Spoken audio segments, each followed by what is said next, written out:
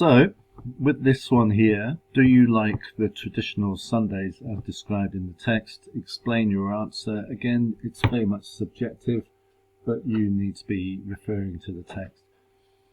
So I put, I like the fact that you can have a lie-in, although it's not that late, 8:30.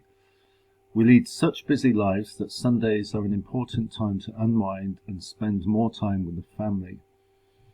I'm no longer a churchgoer, but having a big cooked Sunday lunch together is not to my liking, especially in the summer when it's too hot here. Coffee or tea with cakes and tarts sounds fantastic, especially in the winter, but I prefer barbecues with family and friends. We often go for walks in the park or along the beach here too, and I like that, and I also like the idea of driving to the country for a change of scene.